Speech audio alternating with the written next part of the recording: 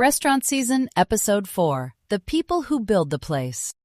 42,600 euros. Mireille's number stayed with Emma longer than the 3-week delay itself. The delay could be moved on a calendar. The number had to come from somewhere. By the following morning, the opening plan had changed again. The inspection date moved, the contractor program moved with it, and the first week of paid training moved closer to the day Luna was supposed to serve its first guests. Emma had spent the previous weeks learning to see money as dates. Now the dates had names attached to them. Sophia was the first. Emma asked her to meet at Luna before the contractors arrived. The dining room was still unfinished, but the bar had been installed and 2 of the wall lights were working.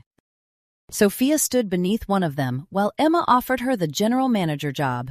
There was no long speech. They had known each other too long for that. Emma told her the salary, the proposed start date, and the opening timetable. Sophia asked whether the timetable was the real one or the optimistic one. Emma said they were trying not to have 2 anymore. Sophia smiled, then asked when she would have authority to start hiring. Emma said immediately. Sophia asked what immediately meant. Emma understood the question. Service, scheduling, front-of-house recruitment, training, and day-to-day floor decisions would be Sophia's. Sophia asked what remained Emma's. Emma said the restaurant. They both laughed, but only for a moment. Sophia accepted, and by 9:30 she had changed the recruitment spreadsheet.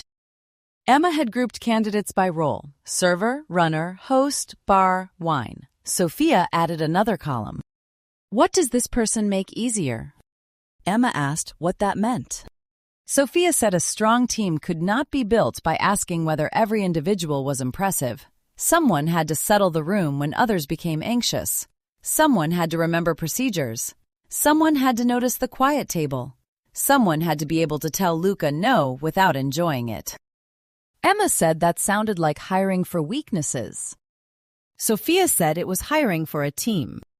The distinction was small enough to ignore, and for the first few interviews it did not matter.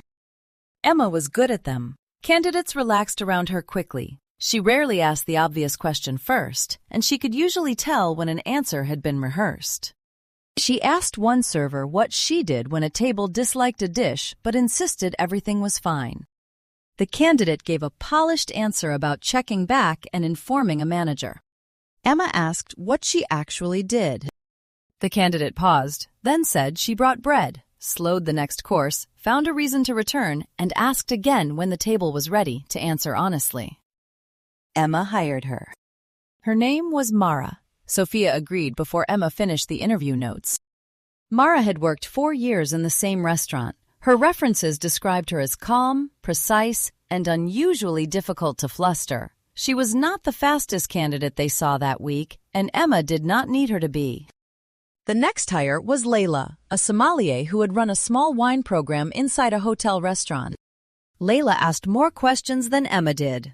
How many wines by the glass? Who controlled purchasing? Whether pairings would be fixed? Whether servers presented wine themselves? Where backup glassware would sit? Whether staff training included tasting time? Emma liked that Layla wanted to understand the whole service. Sophia liked that Layla wrote down the answers. They offered her the job. By the end of the day, Emma felt something she had not felt during construction: momentum without resistance. People were easier than walls, at least they appeared to be. In the kitchen, Luca was hiring differently. He did not care whether candidates were comfortable in interviews. He wanted to see them work.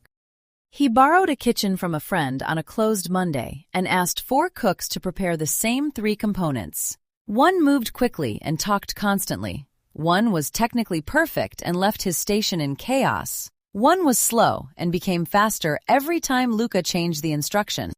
The 4th was Matteo. Matteo finished early, cleaned his section, tasted the sauce beside him without being asked, then told Luca the acidity was wrong. Luca asked whose sauce it was. Matteo said Luca's. Luca hired him. He called Emma from the borrowed kitchen and said he had found the sous chef. Emma asked what salary they had agreed. There was a pause. Then Luca gave her the number. It was 4,000 euros a year above the top of the range Mireille had approved. Emma asked why.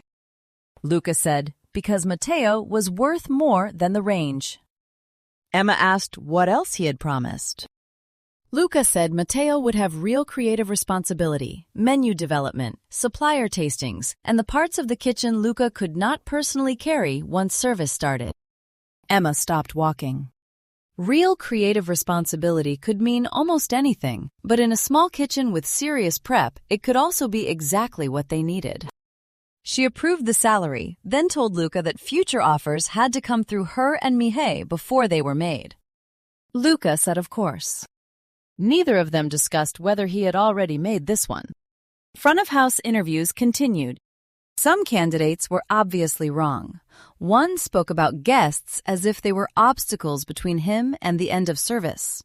Another had worked in several excellent restaurants and seemed bored by all of them. Then Jonas arrived. He was 27, with less fine dining experience than most of the shortlist. His CV had 3 restaurants in 4 years, and Sophia circled that before the interview began. Jonas had worked busy rooms, not famous ones, not places Luca would know, but restaurants where mistakes became visible quickly. He told Emma he wanted Luna because he was tired of working in places where being busy was treated as the same thing as being good. Emma looked up. Jonas said he wanted to learn what excellent service actually required. There was nothing polished about the answer. Emma asked what he was good at. He said moving.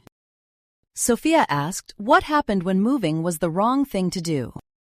Jonas smiled and said that was why he needed better people around him. Emma liked him immediately. Sophia did not dislike him, that was different. After he left, Emma said they should hire him. Sophia looked at the CV again. He was bright and fast, she said, but he would need more management than Mara. Emma said everyone needed management. Sophia said not the same amount. Emma asked whether she thought he could do the job. Sophia said yes. Emma asked what the problem was. Sophia said she was not sure there was one. She just did not understand which problem they were hiring him to solve. Emma looked toward the unfinished dining room. Energy, she said. Sophia looked at her. They already had plenty of that. It was their first disagreement after Sophia joined Luna, and it lasted less than 4 minutes. Emma hired Jonas. He accepted within 9 minutes of receiving the offer. For the next week, the team grew. Mara recommended a runner named Theo, who had worked with her before. Layla brought in a bartender, Celeste, who knew more about spirits than Emma expected, and less about formal dining than Sophia preferred. Luca hired 2 chefs de partie. Matteo began coming into Luna before his official start date, standing with Luca inside the unfinished kitchen and discussing prep lists while contractors worked around them. Names appeared on the rota before uniforms existed. Salaries appeared on Mireille's cash schedule before the restaurant had a functioning till. Promises accumulated quietly. One candidate had been told weekends could be rotated. Another had been told Luna would invest heavily in wine training. A kitchen hire believed staff meal would happen before every service. Jonas thought he had been hired as a senior server. Sophia had written server. Emma noticed that one late on a Thursday and asked whether it mattered. Sophia said probably not today. Emma knew what that answer meant now. They changed the title to senior server. It cost nothing, which was one reason it was easy. The first training plan was supposed to last 4 weeks. The construction delay reduced the usable time to 3. Then Tomas said the dining room floor could not be sealed on the date Annika had expected. 2.5.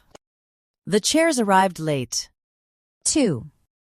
The kitchen inspection moved again, not by weeks this time, by 3 days. Sophia opened the training calendar and stared at it. The first week contained orientation, menu philosophy, wine foundations, service standards, reservation procedures, table numbers, allergy protocols, point-of-sale training, carrying practice, role play, and 2 mock services. Emma asked what could move. Sophia said all of it could move. None of it should. They were sitting at the new bar. Behind them, a contractor was filling a line in the wall where a cable had been moved. Sophia asked whether Emma wanted to delay the staff start date. Emma knew what that meant now. 4 days of payroll saved, 4 days of training lost. She asked whether the team would wait. Sophia said some would. Emma asked about the others. Sophia named Jonas first. He had already given notice. Mara had turned down another offer. Layla's hotel wanted an answer about extending her contract, and Mateo was effectively working already, whether payroll admitted it or not. The problem no longer looked like payroll. It looked like people who had reorganized their lives around a date Luna had given them. Emma said they would keep the start date. Sophia looked around the room. The floor was partly covered, the host desk was not installed, half the chairs were still boxed. The service station had no shelves. The kitchen contained contractors, tools, and one refrigeration unit wrapped in protective plastic. Sophia asked where she wanted to train 20 people. Here, Emma said. Sophia asked where exactly. Emma pointed at the dining room. They could use the front half in the morning and move when the floor team needed access. Kitchen orientation could happen in small groups. The point-of-sale system had not been installed, but they could teach the logic before the screens arrived. The glassware was still at the warehouse. Layla said she could bring sample sets. The menus were not final. Luca said they were close enough to begin. Every missing thing produced an answer. None of the answers was absurd. That was how the decision became possible. Sophia closed the training calendar and asked Emma whether she was certain. Emma said no. Then she looked at the names on the rota, people she had interviewed, people Luca had chosen, people who had left other jobs because Luna had told them when to arrive. We'll make it work, she said. Sophia nodded. This time it was agreement. The following Monday, Emma arrived before 8. For the first time, she was not the first person there. Mateo was in the kitchen with Luca. Mara was outside the locked front door, 10 minutes early. Jonas arrived behind her, carrying 2 coffees and talking before the door had fully opened. Layla came with a box of 6 wine glasses because Luna's own glassware was still somewhere between the supplier and the restaurant. Theo stood near the bar, reading the room as if he were trying to memorize it before anyone told him where to stand. By 9, the dining room was full. Not with guests, with the people who would have to make the place feel finished before it actually was. Some sat on box chairs, some stood because there were not enough chairs unpacked. A contractor crossed behind them carrying a length of trim. The drill started again near the kitchen.